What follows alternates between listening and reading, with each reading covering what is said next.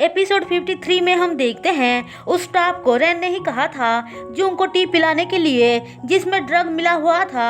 हम देखते हैं रेन वांग को जूंग के खिलाफ भड़का रही थी। तभी जीहुन आकर बोलता है जूंग अपनी कार में बेहोश हो गई थी जिसे हान ने देखा। अब मीटिंग का क्या होगा। रेन यही अच्छा चांस से सोचकर बोलती है जूंग के जगह मैं जाऊंगी, मैं उससे बेटर प्रेजेंटेशन दे सकती हूँ। वांग का मन तो नहीं था लेकिन उसके पास कोई और ऑप्शन भी नहीं था। वहीं दूसरी तरफ हान जूंग को हॉस्पिटल लेकर आया था। जूंग बेहोशी में ही बोल रही थी चले जाओ हान, यहाँ पे बहुत खतरा है। जूंग होश में आती है तो यह कहती है मुझे जल्दी ही मीटिंग के लिए जाना पड़ेगा। ऐसा बोलकर वो हॉस्पिटल से निकल आती है।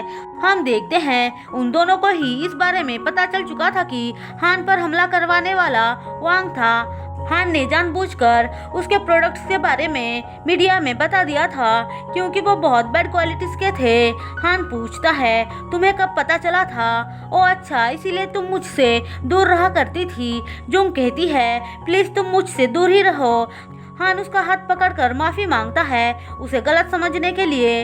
अब वो चियोन के घर आते हैं जहाँ पे फॉरेन का क्लाइंट आ चुके थे। हमें पता चलता है कि रेन ने डील साइन करवा लिया है लेकिन उस क्लाइंट को जूंग के हाथों का बनाया हुआ खाना बहुत पसंद था, इसलिए जूंग उसे अपने हाथों से खाना बनाकर देती है जो खाने के बाद वो बहुत खुश हो जाता है। वांग रेन की डील साइन करवाने के लिए बहुत तारीफ करता है। अब घर आकर रेन जूंग से पूछती है तुम्हारी तबीयत अब ठीक है ना? जूंग कहती है मुझे पता है सारा प्लान तुम्हारा था। फिर वह उसे सॉन्ग का फोटो दिखाकर बोलती है इसको तुमने खराब क्यों किया है? रेन कहती है मैं अपनी बेटी की फोटो को खराब क्यों करूंगी। हम देखते हैं जीहुन उनकी बातें सुन रहा था। असल में उसने ही उस फोटो को डर के मारे खराब कर दिया था। वो ये सोचकर डर जाता है कि उन दोनों को अगर ये पता चलेगा कि सॉन्ग की मौत उसके वजह से हुआ है तो अब क्या होगा। थोड़ी देर बाद वांग आकर जूंग से कहता है हम तुम्हारी बेटी को ढूंढकर उसे अपने पास रखेंगे। जूंग कहती है उसको अडॉप्ट कर चुके हैं, हम कैसे ढूंढ सकते हैं, वैसे भी वो उनके साथ खुश होगी। वांग कहता है अगर नहीं होगी तो इसलिए बोल रहा हूँ चलो उसे ढूंढते हैं। अब अगले दिन जूंग ऑफिस आती है तो उसे पता चल जाता है कि रेन ने सच में उस स्टाफ से कहकर टी में ड्रग मिलाया था, लेकिन रेन इस बात से इनकार कर देती है। जूंग कहती है मैं तुम्हें एक्सपोज करके ही रहूंगी, तुम बस देखती जाओ, फिर मैं देखती हूँ कि तुम यहाँ पे कैसे काम करती हो। फिर वो लिफ्ट में आती है तो देखती है रिन हान को पकड़कर खड़ी है। वो जूंग को देखकर कहती है आज मैं और हान डेट पे जा रहे हैं। हान मन ही मन सोच रहा होता है जूंग तुम चिंता मत करो, मैं बस इसे यूज कर रहा हूँ वांग को सबक सिखाने के लिए। उन दोनों को साथ में देखकर जूंग को अच्छा नहीं लगता है। अब वो बाहर आती है तो हम देखते हैं सेंगचुल उसका पीछा कर रहा है।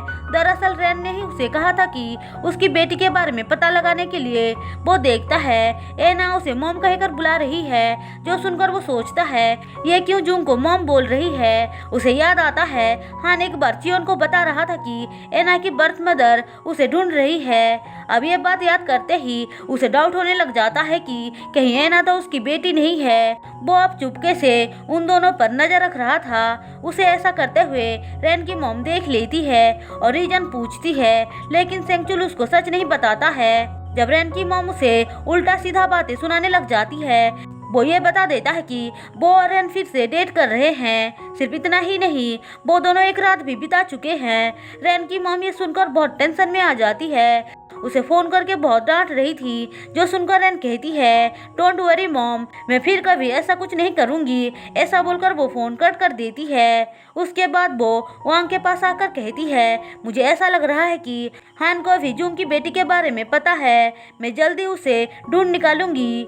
फिर वो सेंगचुल से मिलने आती है। सेंगचुल उसको बताता है कि एना जूंग को मॉम बोल रही थी, लेकिन उसकी मॉम ये बोलकर उनको कंफ्यूज कर देती है कि हान से शादी करने के लिए जूंग प्रैक्टिस कर रही होगी, इसीलिए वो लोग उस बारे में इतना नहीं सोचते हैं। सेंगचुल कहता है तुम बस इतना पता लगाओ कि एना एडॉप्टेड है या नहीं।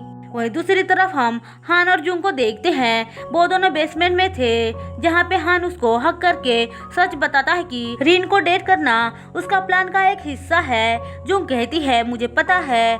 फिर वो दोनों प्यारी प्यारी बातें करना स्टार्ट कर देते हैं। अगले दिन एना चियोन के घर आती है तो सेंगचुल की मॉम कहती है हमें डीएनए टेस्ट करवाना चाहिए सच पता लगाने के लिए। वहीं दूसरी तरफ हेई से रेन को पता चलता है कि एना सच में एडॉप्टेड है।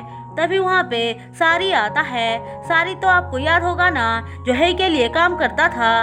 रेन उसे देखती है तो पहचान जाती है कि ये तो वही लड़का है जिसको उसने सेंचुल के पास डॉक्टर बनाकर लेकर गई थी। वो बाहर आकर उसे थप्पड़ मारकर बोलती है, तुम यहाँ पे क्या कर रहे हो? मुझे ब्लैकमेल करने आए हो क्या? सारी कहता है, मैंने कब किया है? रेन बिना बात के ही उस पर चिल्लाने लग जाती है। सारी कहता है, मैं ऐसा कुछ नहीं करने वाला हूँ। ऐसा बोलकर वो चला जाता है। वहीं दूसरी तरफ सेंचुल एना के हेयर को डीएनए टेस्ट के लिए भेज देता है। कुछ दिनों के बाद जब रिपोर्ट आता है, दोनों माँ बेटे वो देखकर शॉक्ड हो जाते हैं क्योंकि डीएनए मैच हो चुका था।